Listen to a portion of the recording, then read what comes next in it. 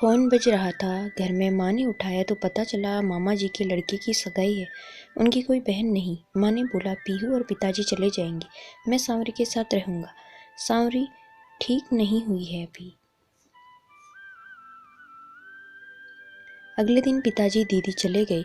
कुछ दिन में छुट्टी के बाद तरुण का पैर ठीक हो गया, पर मेरे हाथ की चोट अभी सही नहीं हुई थी। कॉलेज में प्रैक्टिकल शुरू होने वाले थे। घर में दीदी के बिना मन भी नहीं लग रहा था, तो मैं कॉलेज गई। सब स्टूडेंट्स और प्रोफेसर मेरे से मेरा हालचाल पूछ रहे थे। तरुण दूर खड़ा मुझे देख रहा था। क्लास शुरू हुई। सर आए और बोले प्रैक्टिकल 3 दिन बाद है, जिसकी आपको फाइल और बनानी है। टॉपिक बोर्ड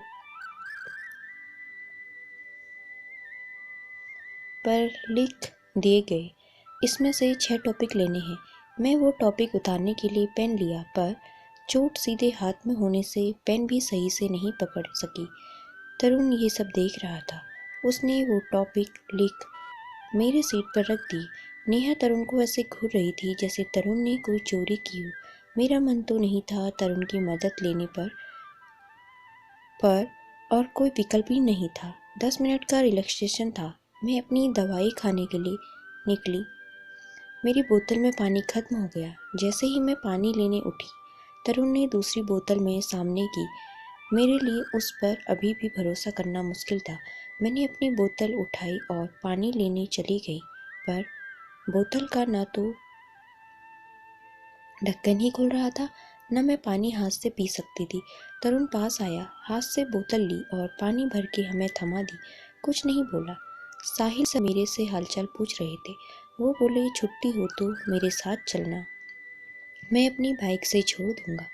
अभी तबीयत ठीक नहीं है, कहा। बस मैं धक्के खा होगी। मैंने बोला जी सर, अभी तो फाइल बनाने की परेशानी है, हाथ ठीक नहीं, दीदी भी घर पर नहीं है। साहिल ने बोला मैं बना दूंगा। मैंने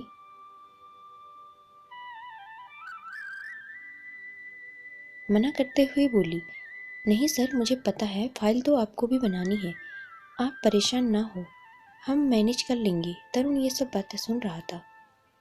वो अब साई जैसा मेरे पीछे ही रहता। छुट्टी होने पर साहिल सर ने बोला सॉरी सांवरी, पता नहीं कैसे बाइक के टायर की हवा निकली हुई है।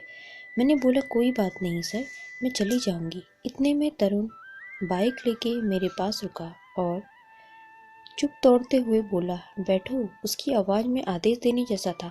मैं बिना कुछ बोले बस के लिए चलने लगी। वो फिर बाइक मेरे सामने ले आया और बड़े ही हक से बोला ने बैठ जाओ, मुझे भैया ने बोला है छोड़ने को। मैं फिर बिना बोले आगे बढ़ी। वो फिर मेरे पास आया और बोला तुम क्या चाहती हो, मैं तुम्हें गोद में उठा के ले जाऊं? अगर नहीं बैठी तो मैं गोद में उठा के ले जाऊंगा। मैं उसे आश्चर्य भरी नज़र से देख रही थी। वो बोला अच्छा, तो तुम यही चाहती हो तो यही सही। वो उतारने लगा बाइक से। मैं घबरा गई और बाइक पर बैठ गई। वो मुस्कुराते हुए चल दिया। घर पूरे रास्ते हम चुप थे।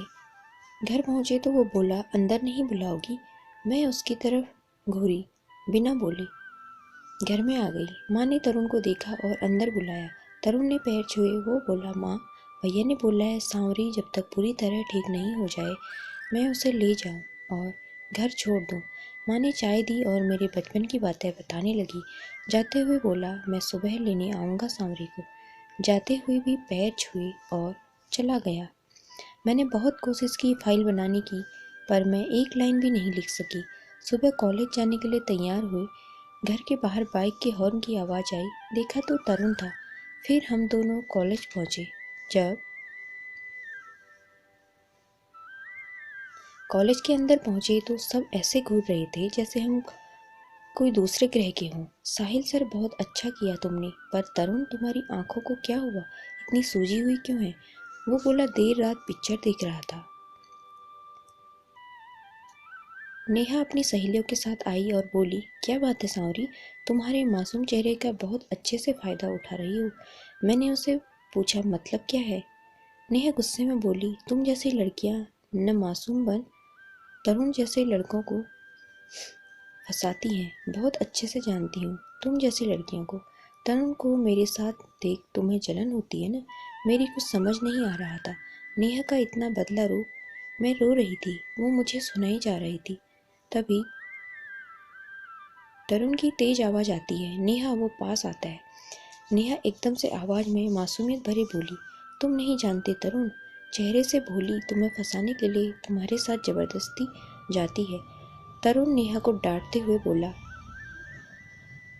बिल्कुल चुप, खबरदार। जो अगर कुछ भी बुरा सांवरी को या इसके खिलाफ बोला तो मैं अपनी मर्जी के साथ लाता हूँ इसको, तो जबरदस्ती नहीं करता, समझी? और अपनी सोच को थोड़ा ऊपर उठाओ, कुछ ज़्यादा ही नीचे गिर गई है।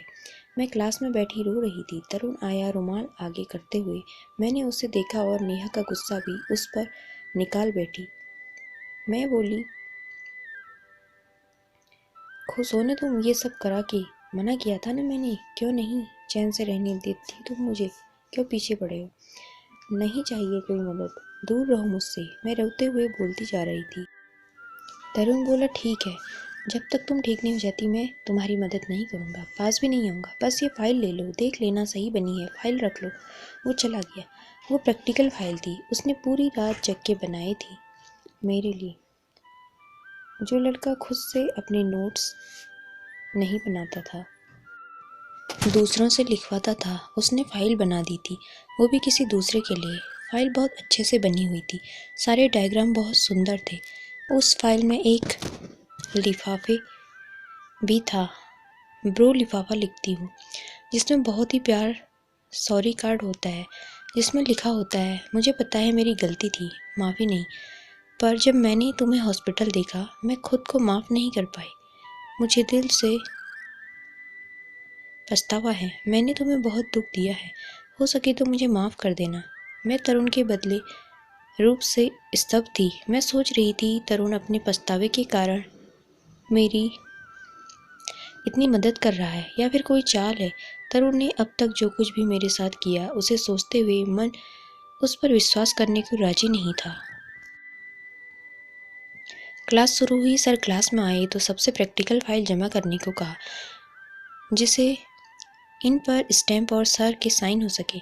मैं तरुण की मदद नहीं लेना चाहती थी, पर फाइल आज ही जमा करनी थी, इसलिए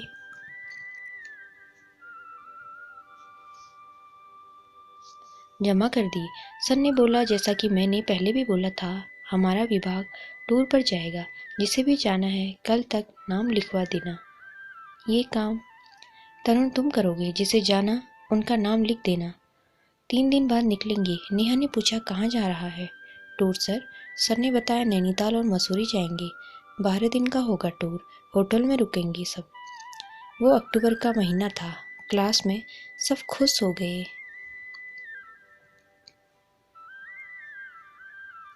सब आपस में प्लान बनाने लगे। मैं चुप बैठी थी। तरुण को सब नाम नोट कर रहा था। जब सबके साथ नाम हो गए तो बार बार मुझे देख बोल रहा था, किसी और को नाम नोट कराना है। मैंने कुछ नहीं बोला। उसने वो पेपर सर को दे दिया। सर ने क्लास में ही उसे दोबारा तेज तेज पढ़ के चेक कर रहे थे। आखिरी नाम बोला, सांवरी। मैं चौंक गई। मैं कुछ बोलती इससे पहले ही सर ने बोला, सांवरी आप भी जा रही हैं, बहुत अच्छा किया, और क्लास से चले गए। मैं तरुण को नाराज नज़रों से देख रही थी। क्लास में रिलैक्सेशन ब्रेक था। नेहा और उसकी कुछ सहेलियां मेरे से बोलती हैं, तो सांवरी तुम भी जाओगी?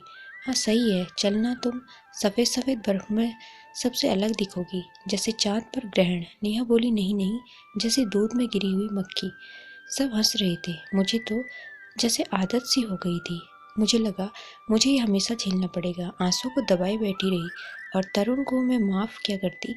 मुझे उस पर और भी गुस्सा आ रहा था। ना वो मेरा नाम लिखता, न ये सब सुनना पड़ता। मुझसे ये बर्दाश्त नहीं हो रहा था। मैं उठ के बाहर जाने लगी। तभी तरुण सामने खड़ा हो जाता है, मेरा रास्ता रोक के। मैं भरी नज़रों से देख रही थी उसे। वो बोला, नहीं सावरी, अब नहीं। सारी क्लास में सन्नाटा सा फैल गया। वो बोला, बहुत नज़रअंदाज कर लिया तुमने, अब ये सब फेस भी करो, जवाब दो, भागो मत। उसने मेरा हाथ पकड़ा और क्लास में सबके सामने खड़ा किया और बोला, हाँ तो अब बोलिए, क्या कह रहे थे आप? लोग सांवरे की रंगत का मजाक बनाने वाले पहले खुद के मैले सोच को तो देख लो। नेहा बोली, तरुण मत भूलो तुम भी इनमें से एक थे।